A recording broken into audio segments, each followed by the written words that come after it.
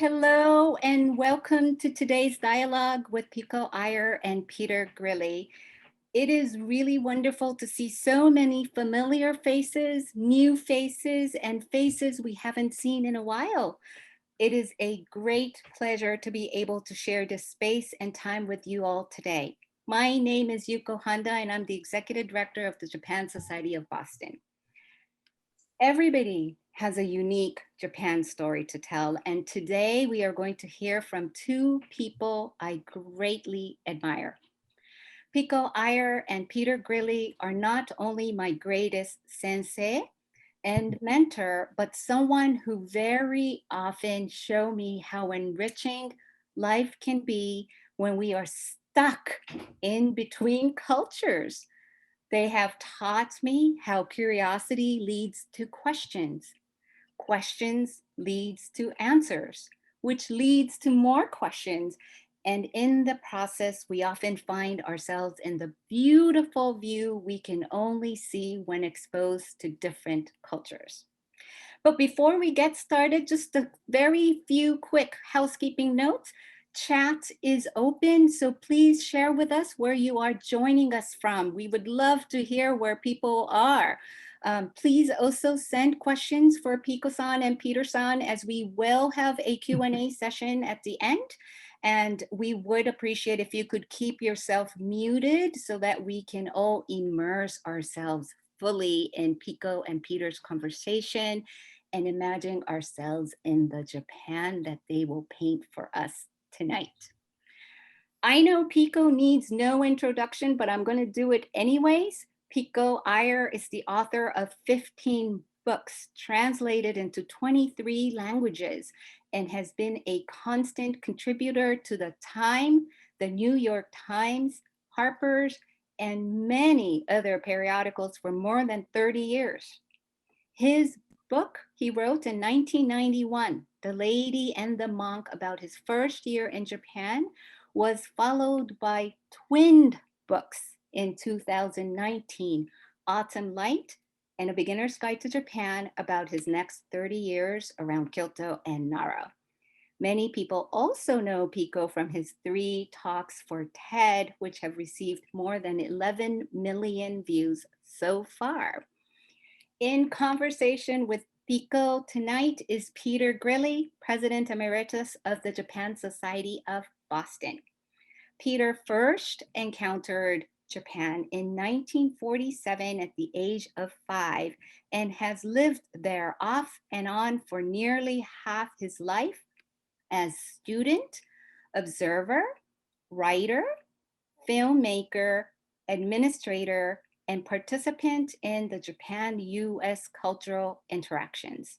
Peter Grilli, I have to say, I do not know anybody who loves the Japan Society of Boston and the work we do more than Peter himself. So with that said, Peter Grilli and Pico Iyer, welcome to this space. And Peter, please start your conversation. Thank you, Yuko. Thank you for those beautiful words. And most of them are actually true. I do love the Japan Society of Boston. I miss being there every day, but I love the 15 years or so that I was president of Japan Society of Boston. And I'm glad to be back doing this program this evening. And Pico, it's such a wonderful opportunity to see you again. It's been a long time since we actually saw each other face to face. I wish so much that we could be doing this in person, and hopefully soon we will be able to. But I think with such fond memories of the many occasions when you and I were together in Kyoto or Nara or even Boston, talking about this country, Japan, that we both feel such a strong emotional attachment to. But Pico, I must say, sometimes I wonder in our conversations whether we're really talking about the same country, because after all, I don't want to arrogantly claim Japan as my country, but my Japan was the Japan of the late 1940s, the 50s, the 60s, I haven't actually lived day by day in Japan since the early 70s, although I've visited countless times. Visiting is not the same as living. And your Japan began, I think, in the late 80s, and you've lived there day to day for the last 30 years or so. And the Japan of the last 30 years is not really my Japan. My Japan is, long gone 40, 50, 60 years ago. So are we talking about the same country? Well, I can't wait to answer that question, Peter. But just before I do, I really want to thank you and Yuko-san and the whole Japan Society of Boston for making this possible. I don't think I've ever confessed to you before, Peter, that it was actually Boston that threw open the doors to Japan for me, because while I was studying in Boston, I went to the Museum of Fine Arts. I saw an exhibition of 19th century Japanese woodcuts, and that really made me feel this is my secret home. This is where I need to be. I'd never come close to being in Japan at that time, 40 years ago. But suddenly I recognized a place that I'd never seen in real life. So to be with this organization that's been creating this bridge for 117 years really means a lot to me. In answer to your question, I absolutely agree that it is a different Japan. It's different in era, as you say, because I arrived after you'd stopped living there. And it's different, I think, in geography, because I associate you very much with Tokyo, where you grew up. I've almost never been to Tokyo. I'm nearly always around Kyoto and Nara, as Yuko-san was saying in her introduction. I think it's different in circumstances, because I suspect you have known just about every eminent writer and filmmaker and person of influence in Japan for many, many decades. And I'm just off in this little anonymous suburb, mostly knowing the elderly neighbors with whom I play ping pong. and maybe most of all, as Naoko was saying in her, as Yuko-san was saying in her introduction, you've worked so hard for really all your life to bring Japan and Boston together. I still spend time there on a tourist visa. I've never studied Japan or Japanese. I've never worked there. And most of my time in Japan, I'm almost tethered to my desk writing about Cuba or Tibet or Iran. But I think if I were to tell you what I really admire about Japan, the graciousness, sense of responsibility, the gift for not seeing yourself as the center of the world, the sense of order, that would probably tally pretty much with what you have always loved about Japan, and curiously what people for centuries have been saying when they come as foreigners to Japan. And I suppose I always feel that cultures are like people. In other words, they have strong personalities and they're changing their costumes all the time, as the US does too. But deep down, I'm always surprised that I sense the Japan of the 8th century, even in the 21st. And of course, Nara and Kyoto as the ancient capitals are particularly good places for doing that. But I'm guessing that when you think back on what really moved you growing up, there are aspects of that still strike you every time you return. Is that right? Absolutely, absolutely. This may be true of every society in the world to an extent, but possibly not quite as extreme as in Japan. I can think of no country, no culture, no society that in the space of my short life, 70 plus years, has changed as much as Japan has. I mean, I first experienced Japan in 1947, very soon after the end of the disastrous war, and it was a population of demoralized people, starving people in a landscape of ashes and destruction. Now, only 70 years later, which is very short in the course of arc of history, Tokyo is the most modern city in the world, and many other Japanese cities are extremely modern, has the best health delivery system in the world, has the best public transportation system in the world. So these changes coming from 1947, where Japan was virtually at zero, to what it is now, are enormous, staggering changes.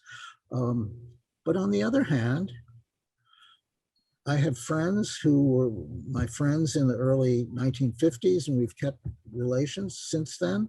We've kept in touch. And we sit down and we talk about the same things now that we talked about back then. And my friend Goro has the same heart beating in his chest that he had, 50, 60 years ago. So some things, and they tend, I think, to be the sort of emotional changes in a society, the emotional aspects of a society, the sentimental aspects don't really change so much. So I think we're both thinking in the same lines about a society that on the surface has exhibited tremendous change, but deep down inside perhaps hasn't changed so much.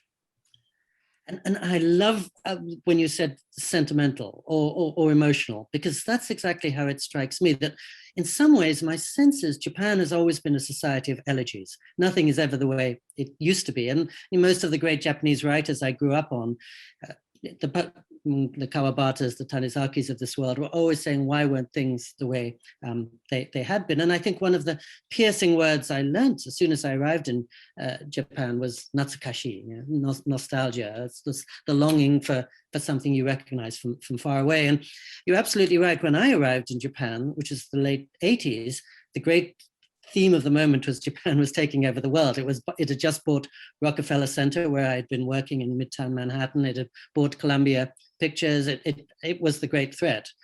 And of course, within 3 years, that had all subsided. And really, in the years I've been in Japan, it's been economically stalled. And it's been watching the economic miracle that Japan performed previously, delivered by China and South Korea and Taiwan and all its neighbors. But just as you say, at the human level and a deeper than cultural level, maybe, one of the things I so appreciate about Japan is the sense of thinking in terms of centuries rather than moments, and the long-term vision. And I remember almost being startled when I read that the Showa emperor, the wartime emperor in 1975, when he delivered a rare press conference, said post-war Japan, pre-war Japan looks pretty much the same to me. And it reminds me of that classic line from the Hojoki from centuries ago, when Kamo no Chome says, the water's always turning, but the river's always the same, which I think is exactly what you were saying. I remember at the end of Sasame Yuki, the Tanizaki's epic novel, The Makioka Sisters, he says, things are always happening, seasons are always changing, and things aren't really happening at all. And I'm not sure that an American or even an English writer would commit that sentence. So in some ways, I think Japan has its eye constantly on what isn't changing, as well as what is changing. And I agree with you. I think on the surface, at the level of fashions, Japan changes more speedily than anywhere I know. It's always trying to keep up with the micro moment and always attuned to what just happened in Paris or New York 6 seconds ago. And many people recreate themselves very speedily in the light of that image. And yet, I'm also amazed living around Kyoto that there are 40 million Japanese who come to visit Kyoto every year.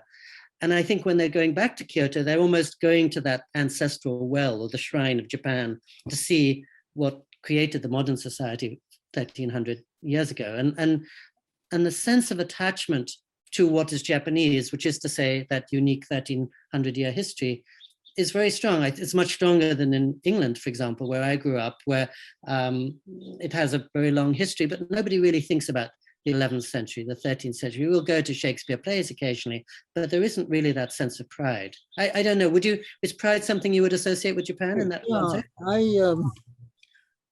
I don't know if everyone in Japan thinks about history every minute of their day, or they don't think about their ancestry constantly. But there is a sense of history that's shared by many, many Japanese people that is really, I think, quite different from ours. We Americans tend to think of, 250 years going back to the revolution as a very long history, whereas it's really very short. But I can give you a couple of examples. Some family friends of ours in Japan come from a not particularly distinguished family, but one that has a long, continuous history, as many Japanese families do. And the present sort of teenage eldest son in the family is happens to be the 56th generation that they counted in going back to the family and the family tree and the temple records, the koseki. So he's 56th generation. Well, they don't call him Jiro. They don't call him Jiro-kun at home. They call him Gojuroku Daime. They're constantly referring to him as, Mr. 56th generation. So in some way, that sense of history kind of penetrates the skin of every member of the family. Another example that was very meaningful to me, when I was making a film about Shintoism many years ago, I was deep in the mountains of Kihanto in the Kumano area. And one morning, walking through the forest, I encountered an old forester. He must have been in his 70s at that time. And we started talking about his work and the woods surrounding him. And he said, yes, these forests were planted by my grandfather and were tended by my father. And I'm tending them very carefully so that perhaps my grandson will be able to harvest the trees. Now, that just struck me. Here's a man who's devoting his entire life to taking care of a forest of trees very carefully so that his grandson can reap the benefit of them. It's a sense of history that's quite different from the history that most of us share and think about. Don't you agree? There's this sort of pervasive sense of something bigger, something longer, something more cyclical and continuous than what we're accustomed to. Absolutely. I mean, the sense of ancestors too, which is what really comes home to me in what you were just saying, and the fact that in some extent the departed never leave. It's still startling to me in Japan that when my father-in-law died, when my mother-in-law died, my wife still is putting out fresh food for them every day, going off to the graves to talk to them. And as far as she's concerned, waiting for them to return several times a year, especially during the Midsummer Festival of Obon. They've just moved into another room, but she's very conscious of their presence and her grandfather's presence. And as you were suggesting, maybe her granddaughter's presence too. And I think for me, that's what gives a sense of maturity and perhaps even sanity to Japan. I find it's a very seasoned culture. And during the last 14 months, at the heart of the pandemic, I've been going back and forth regularly between California and Japan. And that's what hit me, that, as you say, people aren't necessarily studying history with every waking breath in Japan, but it's in their bones, it's in their DNA. And many of my friends in Santa Barbara here, where I'm talking to you from, were really startled when the pandemic came along and suddenly upended everybody's lives. Of course, many of my neighbors in Japan were surely startled too, but you wouldn't guess it. Because of that ancestral memory that for 1400 years, their culture has been living with 2000 earthquakes a year, 20 typhoons, the memory of war, the memory of the recent history you were describing. And I think, again, during the tsunami in 2011, which the rest of the world followed on television, what hit many people, I think, might have been that those long lines of people suddenly displaced and stripped of their loved ones were not complaining. They weren't chafing against the universe. They were starting to rebuild their lives, or to feel, well, reality is my partner I have to work with, not something I must constantly be cursing or wishing were otherwise. And in that sense, I think the sense of history can be a solace or a protection, maybe, especially in the midst of the turmoil of the world. This isn't the first time a pandemic has happened. I'm sure many of my Japanese friends would think. We remember 1300 years of these convulsions, and that's the literature, the history that we grew up on, even if it's just in the form of going to my local temple, Todaiji in Nara, which has been burnt to the ground 4 times, which is not necessarily the case with the Empire State Building or Disneyland in Anaheim, say. And so that long view, I think, means that they're not being shifted by every moment the way that a younger culture would be. And so for me as a traveler, I remember when I left New York City to move to the back streets of Kyoto, I thought, coming from England, America's a land of possibility. The center of the future tense. And in fact, when I was living in Boston, I was inhaling Emerson and Thoreau and that beautiful gospel of possibility that they sang. But then I thought, well, I'm close to 30 now. I need to learn about reality. And for that, I need to go to this old culture that's really been through a lot and that is at some invisible level based on Buddhism and the reality of suffering, not just the pursuit of happiness. And that's where I would prepare for the second half of life. And so if we were on the streets of Shibuya in modern Tokyo tomorrow and we said all this, people would look askance perhaps and would race off to the nearest convenience store or pachinko parlor. But deeper than they know, there's probably something in them that gains from those 56 generations of the person you were mentioning, or even from the grandfather who's thinking about 4 generations hence. And I still think that's a great asset Japan has. A country like China has done such a good job of remaking itself, but I don't know how strong its connection with the past is because it's been through such violent sort of ideological changes in the last 70 years.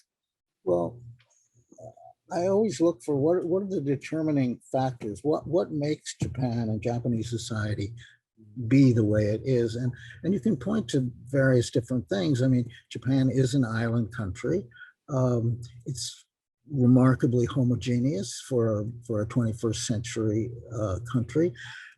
Japanese people have been there for a long time, and there haven't been many incursions of outsiders. There hasn't been much flow of population from outside within. So there, inevitably, it seems to engender a kind of family nature that everyone in these 4 islands, or these islands of Japan, are kind of part of the same family.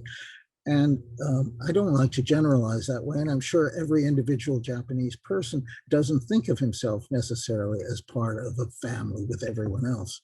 And the family discussion can lead in all kinds of nationalistic directions that I don't like. But some of it is definitely true, I think. And also the geography. You mentioned America as a land of possibilities. Well, America is a land of new frontiers. And if you can't stand your neighbors in Boston, you can get up and leave. You can go somewhere else. And until relatively recently, we had new frontiers to go out and conquer. You could always go west. Japan has never had that.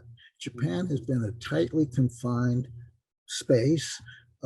You couldn't say screw you to your neighbors because they're going to be your neighbors for the next 500 years. You have to learn to live with them. You couldn't spread your arms in a very dramatic way because you'd knock somebody over because people are living so close and there's not much space. Certainly no space, no frontiers to run off to. Although some modern Japanese dropouts would run away from home and go to Kyushu or go to Hokkaido. There's a little bit of that, but really not much. You're born into a place. The place is very important. And you stay in that place and you die in that place. And, you know, the previous generations and the following generation are all, in a sense, tied to that space, to that place. It's a very powerful kind of force that I don't think we Americans really understand. I'm not sure that many countries in the world have that quality. I absolutely agree with you. And it almost goes back to your first question about you and I on the surface are talking about different Japans, but anyone who's part of this conversation this evening, if she were to arrive in Japan tomorrow, would instantly see she's not in Singapore or South Korea or China. It's still very distinctly Japan. As you say, it's got its own cultural signature in many, many ways. And I think what I've noticed in my 30 years of spending time there is that geopolitically, this has been quite a disadvantage. Japan hasn't joined the global order the way its neighbors have. It doesn't speak the language of the world, literally or metaphorically, the way so many of the other countries in Asia do. But culturally, I think it's a great benefit because when you go to Japan, you're getting something you really don't get anywhere else. And I think for me as a typical foreigner, when I arrived, what struck me was everything that was Western and modern and the post-war world that you saw coming up. And the longer I've stayed, the more I'm convinced that its roots are very deeply in that island culture that goes back 1,300 years. I often use as a handy example my wife, whom you know, Peter, who is often to be seen in a black leather jacket, racing around the suburbs of Nara on a motorbike on her way to the department store where she's been selling kind of English punky clothes. And yet, as I was saying before, she will, on her days off, take 4 trains and a bus to visit her parents' grave. When she comes here to California, she scatters salt around my mother's front door to protect it. Just this morning, I was reminding her I'm doing something with the Japan Society of Boston. So she inscribed some sutra on my back for protection and good luck. And in those tiny gestures, I realized I'm not in Kansas anymore, and I'm not in anywhere but Japan anymore. And I think, one of the happy developments I've witnessed in the last few years is all the world suddenly waking up and coming to Japan, because what they find there, they can't find elsewhere. In Nara, where I live, the number of international tourists went up 300% in just 3 years between 2013 and 2016. And I think in the whole of Japan, the number of foreign visitors has gone up 15 times in this century. And what all these newcomers are finding is they're getting something there they can't get anywhere else. And that's good, because the rest of the economy is suffering so much. I'm glad that Japan can in some ways present Japaneseness and the myriad things that are unique to Japan to the world. I don't know what's going to happen in the future, though. Do you have thoughts about that, or what I was just saying? I don't know what's going to happen in the future either, but I'm mystified and fascinated by the sort of phenomenon that you're talking about. I grew up in Japan. Japan is my home. I feel very comfortable there since childhood. But on the other hand, I see people now coming from all over the world to Japan, and I wonder what are they seeking? What are they finding? What they're seeking? What is it that's drawing them? It's not simply exoticism, because you walk down the street in Tokyo and there's nothing exotic about it. It's modern 22nd century city. But what, for example, just to give you one example, Silicon Valley and Japan now seem to have an extraordinary love affair. And I'm wondering, what is it that draws a Steve Jobs to Japan? What is it that draws Larry Ellison of Oracle, who is so, everything I read, is so totally American in his vigor and his brutality and his forcefulness, very un-Japanese. And yet he's building a Japanese house to live in. He's built a Japanese palace in California. He's also built one in Kyoto to live in. But what is it that is drawing people like that? And not just people like that, but all the anime fans of the world. What is it that's drawing them to Japan? There's something very magnetic, obviously, and I can't quite identify what it is. And I'm sure it's different in every case, but still. I love that question. And I think that's the right question for all of us to be asking. And from what little I know of Steve Jobs, as you know, it was partly the aesthetics. Whenever I see a beautiful Apple product that's so minimalist and has no extraneous clutter or signage on it, I think, well, no wonder I think he made it a point of taking every one of his children there and going to Kyoto once a year for all his adult life.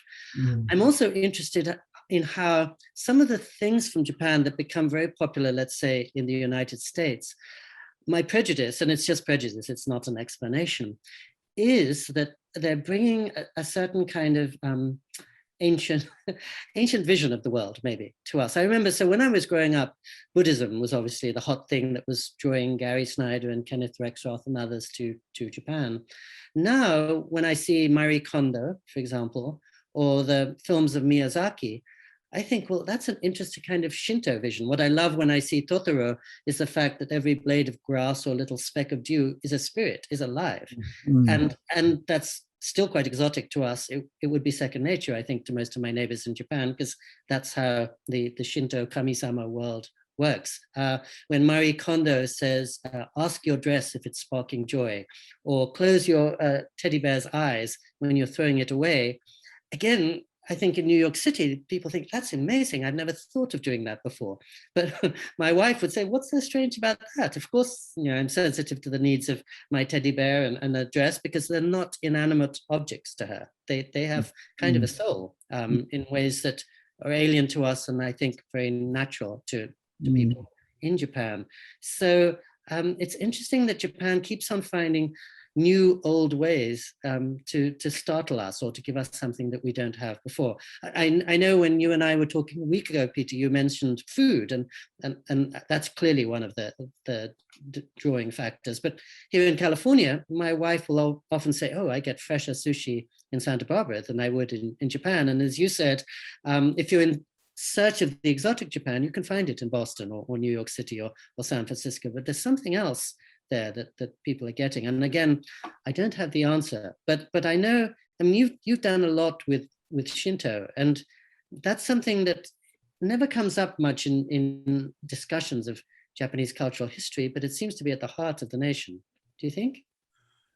Absolutely. And I talk about Shinto all the time. I'm sort of obsessed with it. And yet it's really difficult to talk about because what is it that's there? It's so sort of amorphous. You can't pin it down in a Nietzschean rational way. But it is there. It is there. And it's the kind of spirit that I think part of what the Steve Jobs and other Silicon Valley people are seeking is a kind of unity, a unity of society, a unity of culture that it seems to work in Japan. And a sense of comfort in that unity, which is so different from what we experience here. Just recently, to give one small, tiny little trivial example, I saw a fairly recent film by the director Kiyoshi Kurosawa, not the old Kurosawa, but the newer, much more trendy Kurosawa. And the whole film struck me as being very modern, and yet at the same time very Japanese. That only a Japanese director could have made it, and the spirit in it was so, quote, Japanese. And when I put quotations around the word Japanese, I don't quite know what that means, but it's something that I think we recognize as something different from anywhere else.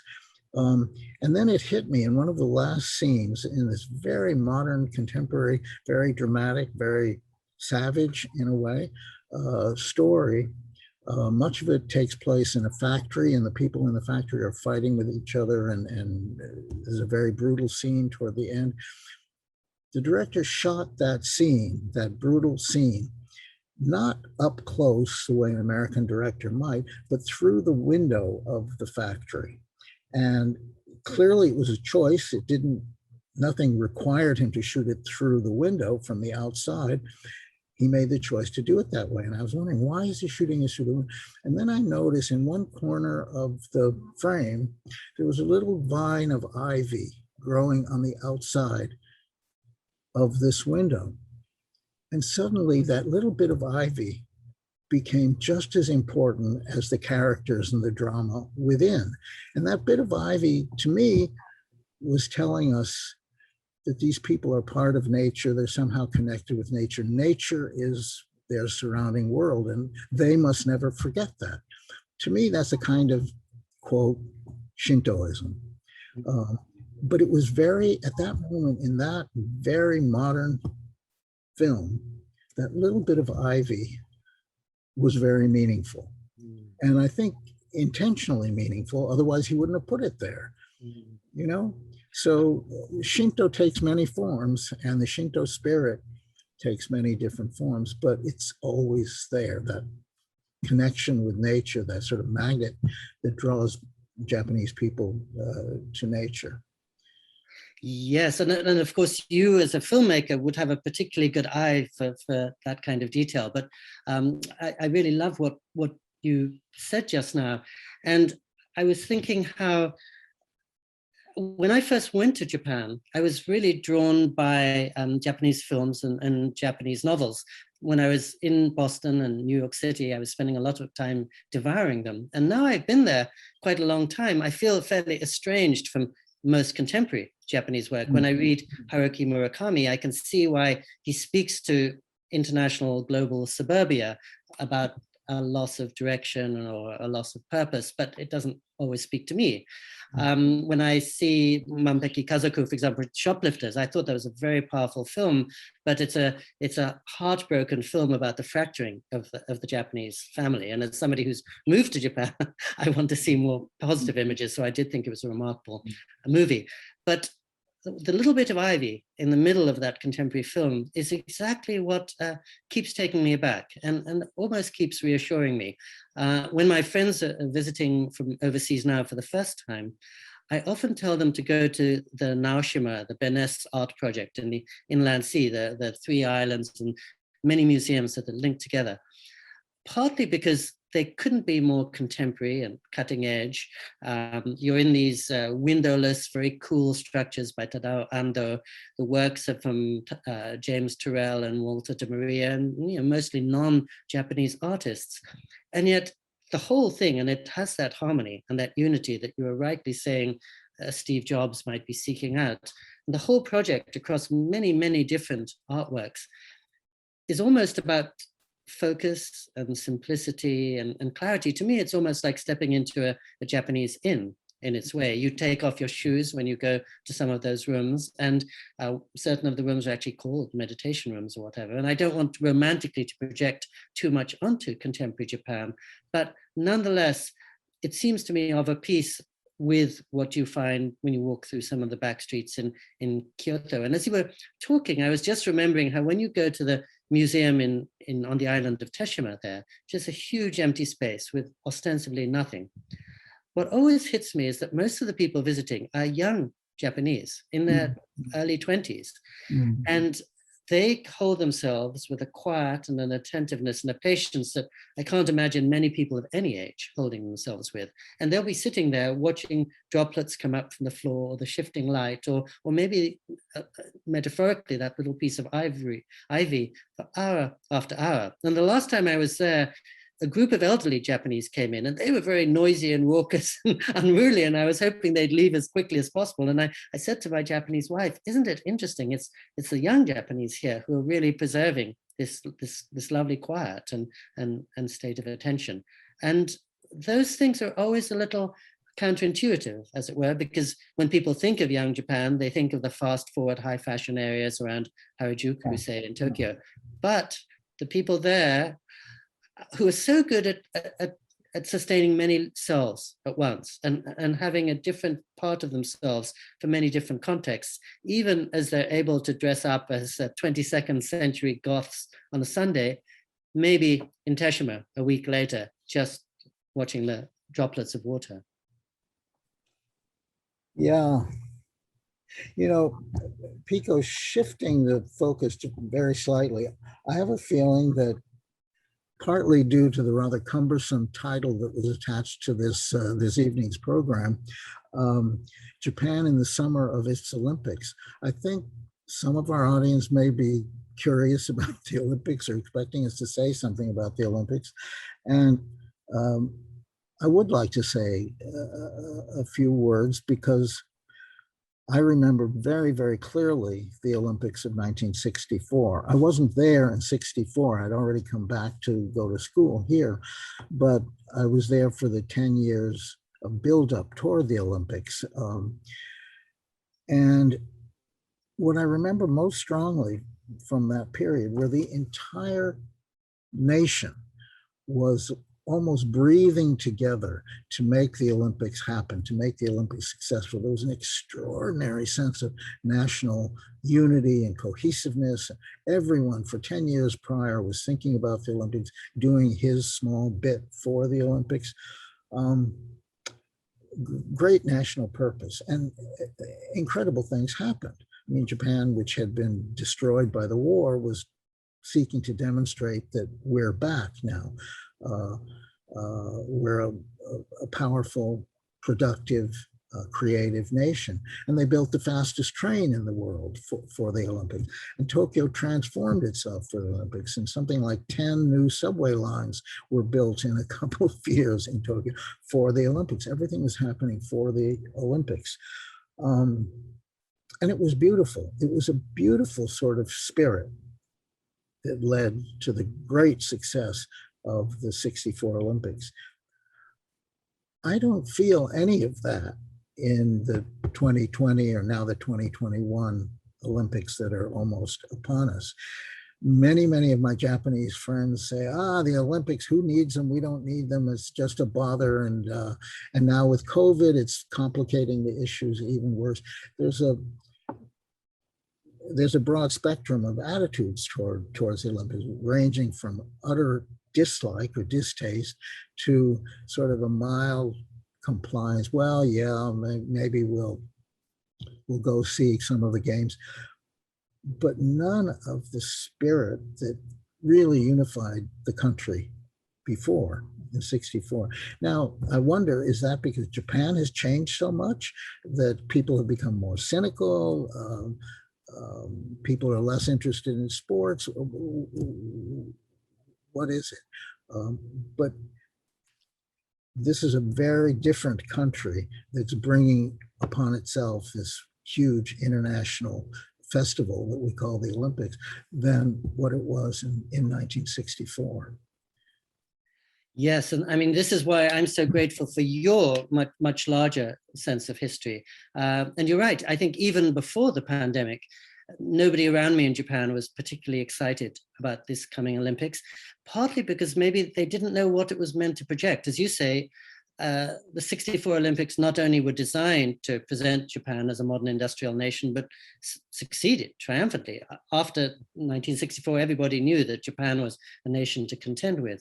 And now I think it's lost that momentum, of course. It's lost that driving sense of purpose that it had in the 3 decades after the war that you witnessed. It's in that Murakami state of being comfortable, being safe, and yet what do we live for? What would we give up our lives for?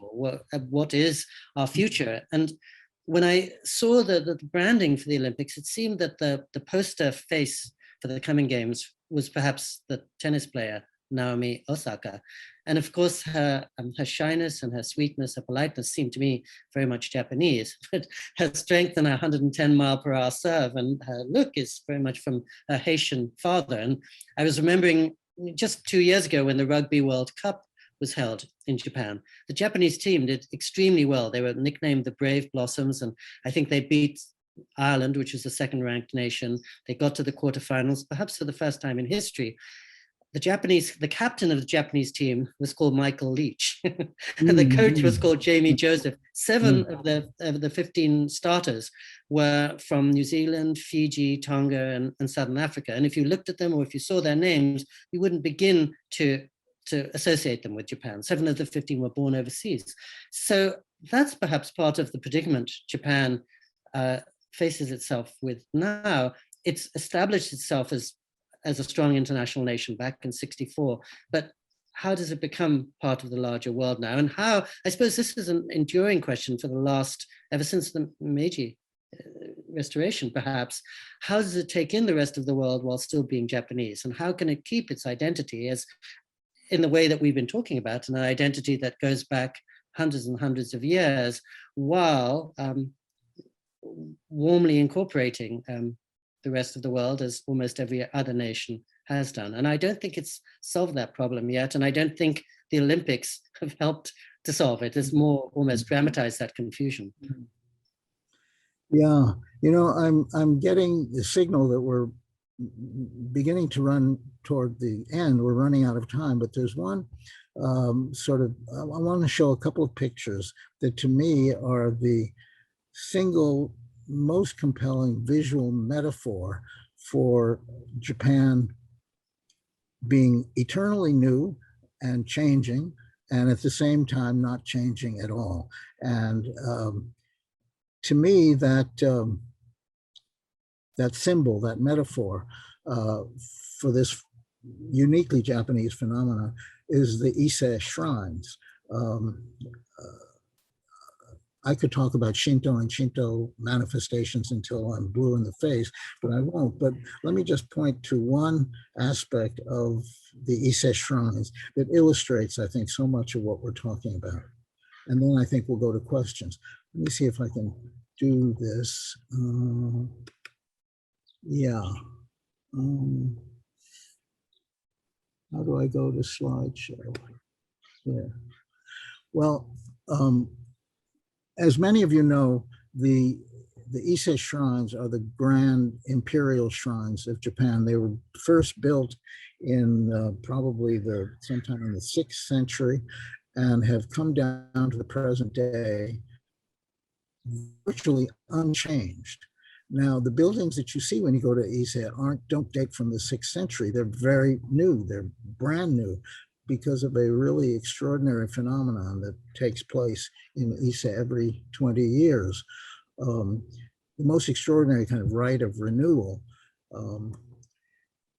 When you approach the Ise shrines, you first cross a river, a very mysterious sort of river, and you begin to walk deeper and deeper into the forest. The shrines are located in this dense forest of ancient trees, and you don't really know where you are. You feel a little bit lost from reality.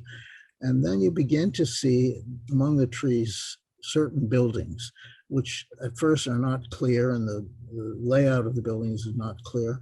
But as you approach closer, you see a set of shrine buildings to one side, and right next to them, a huge open area, which raises a whole bunch of other questions. What is this open area all about?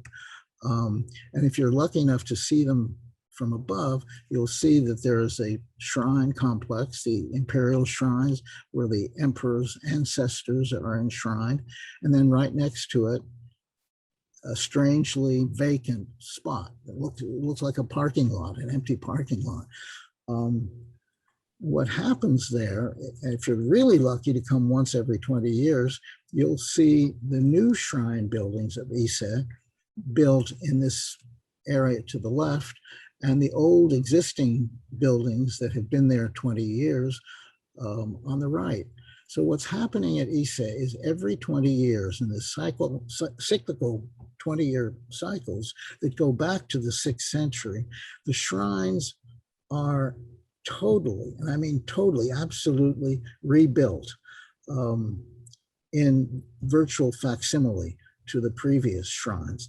And then once the sacred objects that are enshrined in the old shrines that have been there for 20 years are transferred through very mysterious middle of the night rituals into the new buildings, then the old shrine has no function anymore and is removed, so that for the next 20 years, there's this empty parking lot space sitting next to the new shrine. So here you see the old shrine, which is still the shrine, and the new shrine, which hasn't been dedicated yet, it's just been completed, side by side. It's very unusual to see the two side by side. But this phenomenon called the Shikinen Sengu, which is this 20-year cyclical rebuilding, in my lifetime has happened 4 times already, 53, 73, 93, and 2013. And in 2013, I was incredibly honored to be invited to that mysterious middle of the night ceremony of transferring the ancient relics from the present shrine into the new shrine, which I won't describe in great detail because it's too mysterious. But this process requires, first of all, an accumulation of tremendous amounts of wood and the labor and effort of great groups of carpenters, and the carpenters are the finest carpenters in Japan because obviously they're building the imperial shrines, doing incredibly detailed, fine, artistic work, thatching of the roofs. And many of the carpenters wear sort of ritualistic, traditional costumes for their daily carpentry work. So this process goes on over a period of 18 years or so until the new buildings are completed and ready to be dedicated, which then happens in these middle of the night ceremonies. Here you see the not yet dedicated, but soon to be dedicated new Ise shrine, and next to it in the back, the old shrine, which has served its purpose for 20 years. There they are side by side, and very shortly, the old shrine will be taken down and will disappear, having served its purpose. Well, what this symbolizes to me is the Ise shrines are always new, brand new, fresh, clean, new wood, looking as fresh as newly built as possible. And this has gone on systematically and cyclically for 62 different cycles going back centuries. But the shrines are always the same shrine, and yet they're always new. They're perpetually new, and yet they're perpetually very old. So to me, this is a kind of symbol of what is true of many aspects of Japan, that is up to the minute new, but at the same time unchanging and new and old. So that's my little bit of Shinto. I intend this to sort of wind up our discussion this evening, and I think I'll hand it back then to Yuko to ask for questions. I hope there are lots of questions. Yes, absolutely. My direct message is filled with questions. Thank you very much, Pico and Peter, for that beautiful conversation between the two of you, and to continue on the old, new, change, not change. The first question I am going to pose to both of you is this one. This question says, how has Japan maintained its uniqueness throughout all of the changes or the non-changes that it has seen over history, despite its love for taking in knowledge from outside of Japan? This is for both Peter and Pico. Pico-san, do you want to start? Yes, I mean, I sometimes think that Japan changes constantly on the surface so as not to change deep down. And one of the books I brought out a couple of years ago, it sounds almost facetious, but I said, Japan is a little like an old man in a Planet Hollywood t-shirt, indeed taking in all the cool stuff from everywhere around the globe, more eclectically and hospitably than anywhere. And yet, even while he's wearing that, he's no less old and no less Japanese. And I think since the Meiji Restoration and before, Japan has mastered the art, as many other old cultures have, of taking what fascinates or what seems cool or cutting edge from the rest of the world, without losing its identity. And I don't know that that's so strange. As I sit here in California, most of the people around me are practicing yoga before driving their Japanese cars to the Thai restaurant. And yet I think they're as Californian as they were 30 years ago. And this is almost the global condition now, that we get to enjoy some of the fruits of every culture without becoming less ourselves, and perhaps in the process becoming more ourselves. When I was watching Peter's slides, as I recall, each new iteration of the Ise Shrine is fashioned out of 300-year-old wood, cultivated in certain forests nearby. So even the newest building is made out of deliberately old wood. And just this morning, by chance, I read that the bullet train that came up for the 1964 Olympics basically follows the Tokaido Road, the classical road. Now Japan is planning a magnetic levitation train for 2045. It's going to follow the old Nakasendo Road. So I think Japan, more than any culture I know, is very good at distinguishing surface from depth, which is another way of saying, differentiating who it is out in the world from who it is behind closed doors, and differentiating between the part it plays and the role and the person it really is. And sometimes this is confusing to us, especially if we come from a place like California, because you'll hear a Japanese person maybe say one thing to her mother and a very different thing to you. And that's not because she's being inconsistent, it's that she's being very consistent to the different needs of those two contexts. And my mother needs to hear one kind of answer about what the weather's going to be like tomorrow, and I need to hear another one. And so that gift for holding in its hand things to the simplistic outsider seem incompatible, I think means that it has no problem in enjoying the stuff of the world while remaining Japanese. As Peter was talking, I was also remembering, I mean, even in Ecclesiastes, I think it says, things seen are temporary, things unseen are eternal. And I feel that's the story in Japan. Yeah, and my take on the question that Yuko just asked has to do with, I think, an extraordinary resilience, a cultural resilience of Japan and Japanese people, which combines both a curiosity of outside manifestations that Japan wants to learn from or wants to imitate. The culture has a long history of borrowing from abroad, first from China, from the continent, and then from, again, in the medieval period, again from China, from Ming China, and more recently from the West in the Meiji period and after the war, these great spasms of wholesale borrowing, cultural borrowing from abroad, which indicates a kind of curiosity, a yearning to learn new things. And then what happens over the course of 50 or 100 or 200 years after this period of great wholesale borrowing, a kind of cultural confidence comes to the fore, and the Japanese people sort of feel they can eliminate this. We don't need this. We don't need that. We don't need these aspects of foreign culture. Let's hold on to the things that are valuable to us or meaningful to us, and let's sift out the stuff that we had borrowed so wantonly and transform it into something that's, again, quotation mark, uniquely Japanese or more Japanese than when we borrowed it in the first place. It's a great sort of cyclical pattern that you see many times in Japanese history.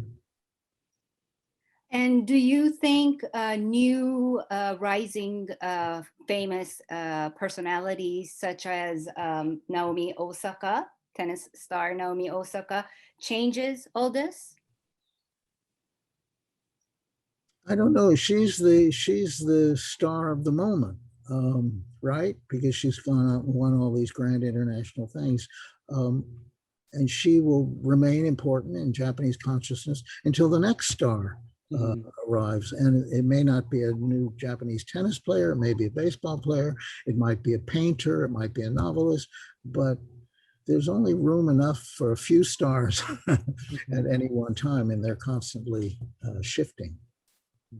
So different from America, actually. Yeah, in connection to Young, there is a question about, do you think that young Japanese people living mostly in urban areas really feel a connection to nature?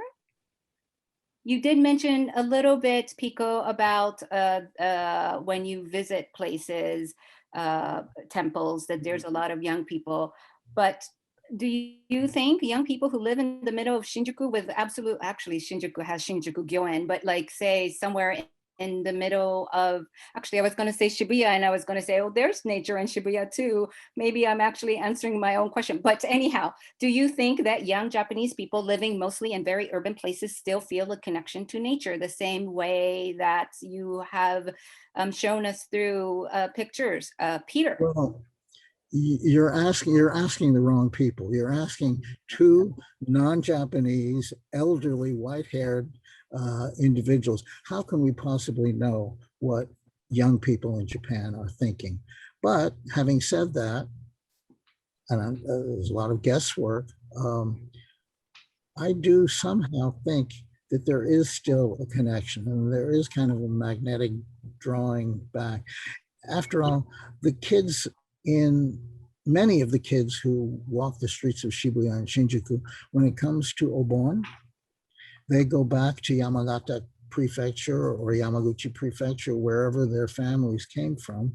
Some go willingly and happily, some go unwillingly because they're dragged by their parents or relatives, but they do go. And I don't know, the force of nature, I think, is still quite strong. And that makes me very optimistic about young people in Japan. I don't understand their costumes. I don't understand their games. It's like a foreign race to me, but still I'm hopeful and optimistic that some of the real deep values are still there. My first thought was exactly the same as Peter's, that we're the least well qualified to answer that question. The only advantage I have is that I have an entirely Japanese stepson, an entirely Japanese stepdaughter, and an entirely Japanese step-granddaughter. So two of them are living in Yokohama, right in the heart of the city, one in the middle of Kyoto.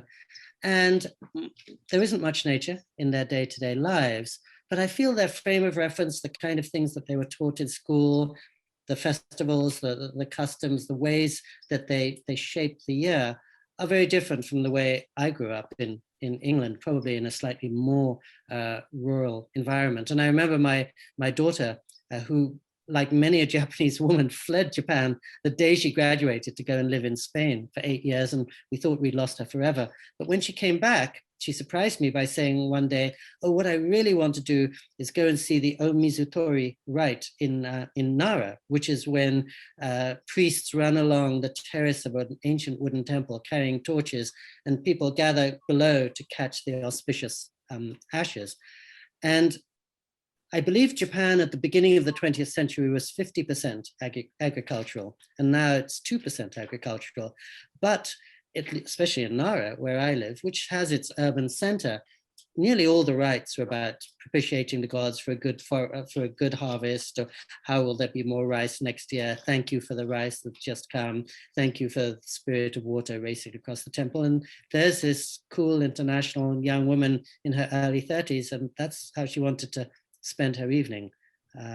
So that sense of being encouraged to make a connection with the old Japan, I think, is much stronger than here. Here, school kids are sometimes taken on a class tour to Washington, D.C., and that would have the same function, but Washington, D.C. feels very, very far away from many people here, and not many schools would do that. Whereas I think in Japan, of course, kids may resist and react against that indoctrination, but some seed has been planted there, I feel.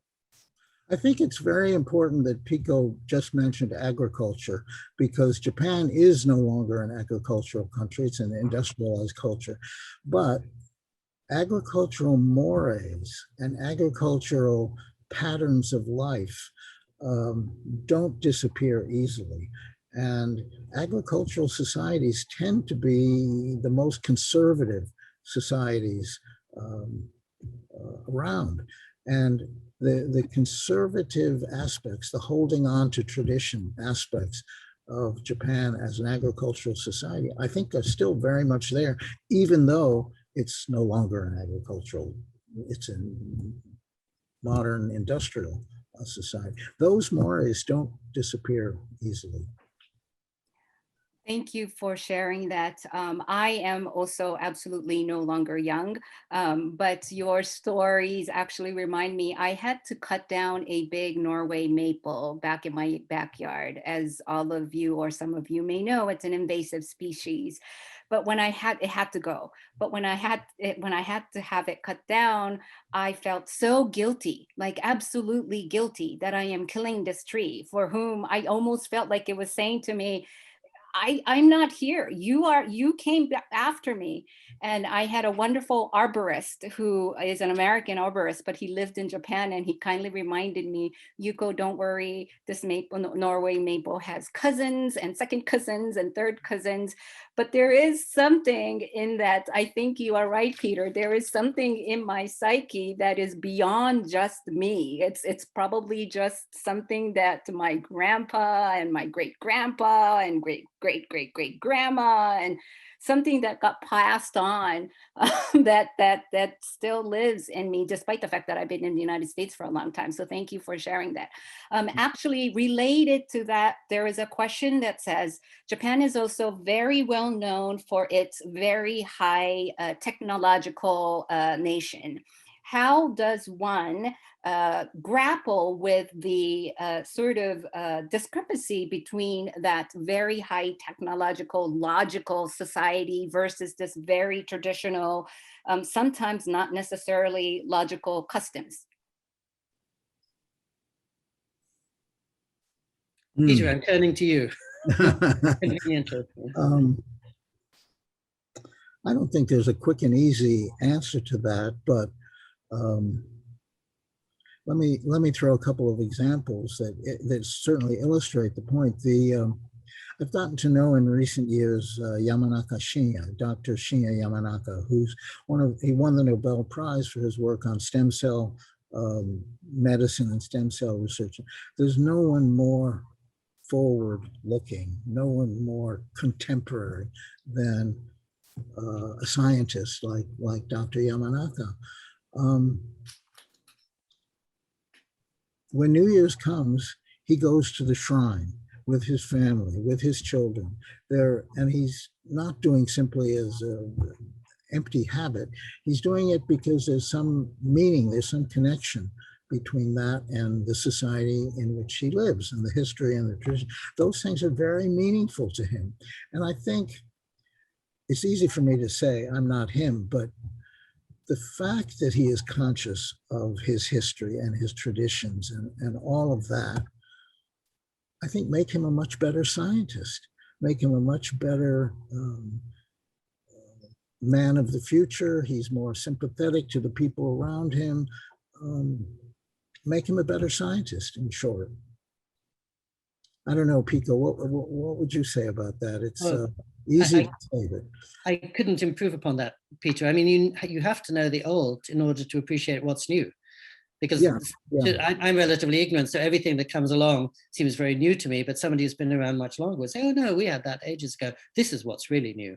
And I was thinking actually back to the previous question too, and remembering just 7 or 8 weeks ago, I was in Japan during cherry blossom season, hanami season. And there were two things that happened there. One is people walking along the philosopher's path and around certain special parks in Kyoto to admire the cherry blossoms.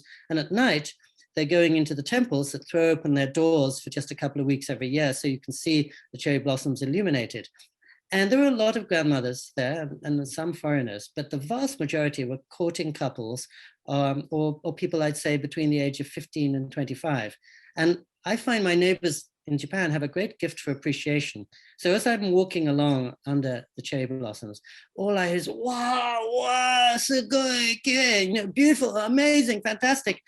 And I think, gosh, they've seen this every year for the duration of their lives. And maybe it's partly just an unthinking custom, the way we would, you know, gather pumpkins for Halloween or whatever. But nonetheless, that's how they're choosing to spend their evenings. A 19-year-old guy has just found a 17-year-old young woman he's interested in. Let's go to see the 8th century Toji temple with the cherry blossoms illuminated against the pagoda.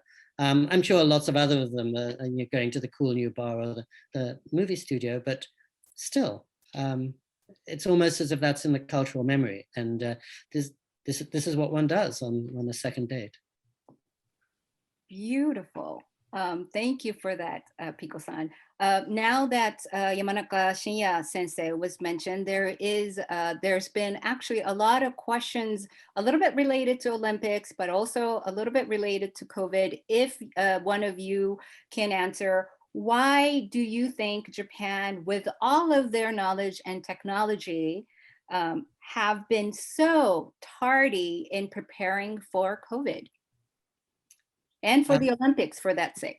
I will jump in there if you want, and say caution, over caution. Last year, every time I flew back from the US to Japan, I was so grateful to be in a place where pretty much 100% mask compliance, everybody taking precautions, very obedient society, doing everything to protect everybody around them. Where here, it seemed to me, lots of people maskless and reveling as if there were no tomorrow, in every sense of that phrase. So I was so appreciative of the collective caution there. And this year, of course, it's been completely flipped on its head. And the US, that was leading the world in tragedy last year, has been leading the world in efficiency this year. And Japan, which was doing such a good job of protecting its citizens in that instinctive neighborhood way, has done such a bad job because, as I understand it, everybody is waiting for a long, long time to make sure there are no side effects. And it strikes me that the more well-organized a culture is, the less good it is at improvisation. So as I was saying a few minutes ago, I think Japan is good at dealing with tragedy and knowing how to practice a gaman spirit and be resilient, as Peter was saying, and not swayed by what circumstance throws us, as we witnessed last year. But it's not so good at quickly adapting to something new. And it takes a wait and see approach, and maybe the long-term historical vision backfires here. Even very young, scientifically minded people I know in Japan, when I mention the vaccine, they say, oh, we're not going to do it. There may be a 1 in 6 million chance of a bad side effect. So yeah, Japan is really suffering the consequences of, I would say, too much caution. Also, at the beginning of the COVID problem, the beginning of the pandemic, everybody in Japan was wearing masks because they customarily, every winter, people wear masks, partly out of a sense of protecting themselves, but also a social sense of protecting others. So I think there was a kind of misplaced confidence in the masks. We're all wearing masks, so we're not going to get COVID. We're all safe because we have this custom of wearing masks that the world doesn't understand, but we wear masks, so we're not going to get COVID. That was sort of misplaced confidence, I think. And then on the other hand, as the crisis has gotten larger and larger, my friends in the Japanese government won't like to hear me say this, but there's also a propensity for incredibly bureaucratic stubbornness. Japan is so highly organized, perfectly bureaucratic in its form of social and medical, every kind of organization there is. And with that comes a kind of, I can't describe it any other way than to say pig-headed stubbornness and unwillingness to think any other way than what we've decided. We've decided that it isn't going to be a crisis, therefore it's not going to be a crisis. Japan is terrible at crisis management, because what is a crisis after all? It's something that's unexpected, that you're not prepared for, and you have to deal with it in a very quick and unbureaucratic way. You have to deal with it in the moment. Japan's not so good at that. Thank you, Peter. Thank you, Peter, for sharing that. We're going to go back a little bit to the concept of Japanese identity. The next question says, following the thread of uniqueness, how important is the issue of preserving identity in Japan during the 21st century, when many other places like California are in pursuit of the global soul? Pico-san, do you want to take a stab at that first? Yes, well, I wrote a book called The Global Soul, and the question might be alluding to that. And many people will say that for somebody like me, who's a typical multi-homed person, born and raised in England, officially resident in the US, of Indian parents, and I've celebrated the mingling of cultures. Why do I live in an island that's relatively homogeneous and sometimes uncomfortable with foreigners, doesn't know what to do with us? And I do think that's the big problem facing Japan now. And that's why I mentioned Naomi Osaka and the rugby team as Japan tries to wrestle with this question of how to remain itself while changing with the moment. And I often remind my friends that statistically, if you look at TOEFL tests across Asia, of the 30 nations in Asia, Japan places 29th in English proficiency, although it's arguably the most sophisticated, has a very good educational system, and it's one of the most affluent of the nations. So there's some block there about joining the rest of the world. And as I said before, culturally, this is a great benefit. And this is how Japan is continuing to draw more and more people every year, and it's its great saving grace economically in the last 20 years. But as the rest of the world moves towards global souls, Japan is getting left behind, dramatically so. I think the number of international marriages went up 10 times in 40 years between the 1960s and 2009. And I think 1 in 10 marriages or new marriages in Tokyo is a mixed marriage between somebody of Japanese descent and not Japanese. So there are parts of the nation that are claiming that kind of future, but most seems to be pulling against it. And I often almost notice a gender difference. It's probably impolitic to say, but Japanese women, in my experience, are much more interested to learn foreign languages, to engage with the rest of the world, to seize opportunities that are available to them outside Japan that aren't always available inside Japan, whereas Japanese men are better served by the system and maybe more reluctant to leave it behind. But I do think Japan is facing a big problem there, because the very preservation of its cultural gifts goes against the way that the rest of the world is moving, and it's going to have to solve that dilemma soon. The whole issue of internationalism and globalism is a very, very mixed story in Japan, and I think there's kind of a love-hate program going on there. Every intelligent Japanese person knows that the future destiny of the country has to do with its role in the world, its presence in the world, trade, whatever aspect of globalism is. Japan can no longer really exist as a tiny little island country off the coast of the continent. Its whole destiny, its future lies with the world. Everybody knows that, but coming to grips with that in an emotional way is very difficult and very challenging, I think, for Japanese, because it's hard. We've never had to do it in the past, and why do we have to become international now? That kind of question lies, I think, at the heart of many questions. I'm glad Pico just separated the question between, on a gender basis, between men and women. I think in general, and this is a huge generalization, but Japanese women are so much more practical than Japanese men. Men tend to be much more locked into whatever kind of ideology they have, whereas women find it easier to shift, to change, to adapt. They're very, very practical. They make do in very wonderful ways. It's a lame answer, I'm sorry. I was just, as Peter was saying that, I was just remembering, I think 2 years ago, Canada and Germany took in 400 times more refugees than Japan, though Japan was very generous in donations to underdeveloped countries. So it's very happy to help its less affluent neighbors around the world, but not so comfortable to see them actually arriving on its doorstep. And I think Peter again would know more about this than I, but I often get the sense that Japanese, who are in so many ways the perfect hosts, couldn't be nicer when people are coming for 2 weeks. But if I were to arrive and say I'm about to stay here for 2 decades, they might be a little less happy. Whereas, of course, I think the US traditionally has been very welcoming in those ways. And I have to add a little bit of self-promotion here, but this is exactly why we at the Japan Societies, and I'm 100% sure all of the Japan Societies in the United States, there's 38 of us that belong to the National America, Japan America Societies. That's why we commit ourselves to the bridge building work.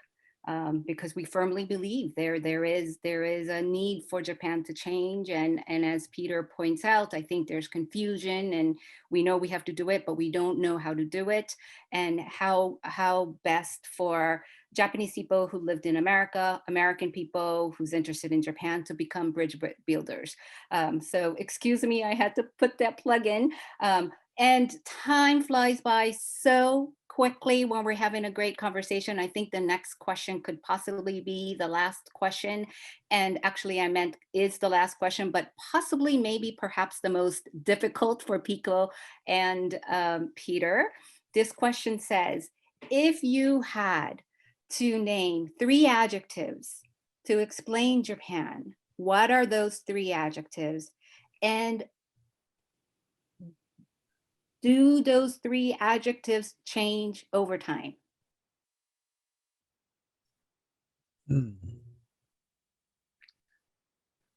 So I will answer because the second part of the question to me is easy. I don't think they change over time. And I think if one's describing any character, one's trying to get to what stands outside the world of change and time. The first, and I'm going to deliberately include one uncomplimentary adjective to flow out of what Peter was saying a few minutes ago, and because I don't want to give an entirely rosy portrait. So I would say gracious, selfless, and inflexible. I'm sorry, what was the last one? Inflexible. What you were saying about bureaucracy, exactly so. I was going to pick a word somewhat like inflexible and put that high up, maybe first rather than third on my list. Stubborn would be a nastier way of saying it. But another adjective, another characteristic that I find very dear and very admirable among Japanese people is sincerity, which is not to say there are no cynics in Japan. There certainly are.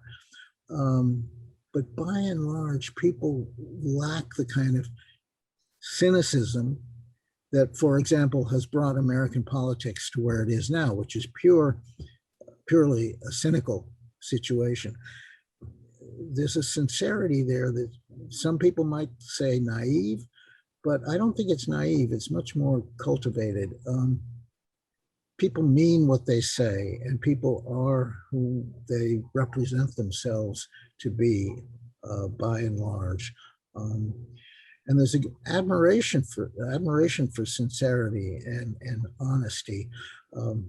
I remember having a long discussion once when I was very young with a very eminent Japanese calligrapher who was demonstrating his painting in calligraphy.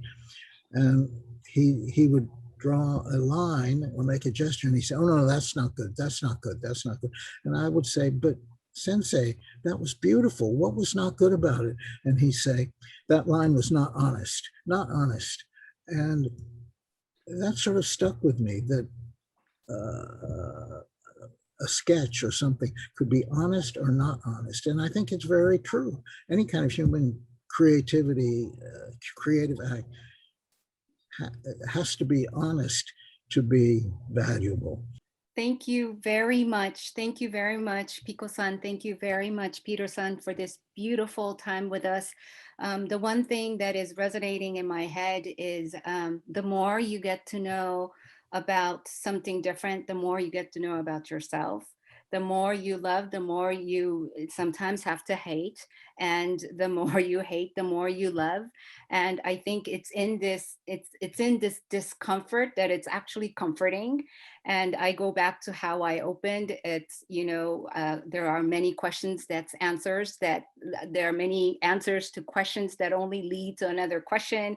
And I think in this space of continuously thinking about what is Japan to me, what is America to me, what is the world to me, is what I think we all have to carry after having heard what Pico-san and Peter-san had to share with us tonight. Thank you, Yuko. Thank you, Japan Society. Thank you, Pico, so much for joining in this conversation. I can't wait for the next one. And thank you to everyone watching and listening to us tonight, sort of spin off our harebrained ideas. Yep. Thank you, everyone. And thank you, Peter. Thank you, especially Yuko-san, Naoko-san, and everybody at Japan Society of Boston.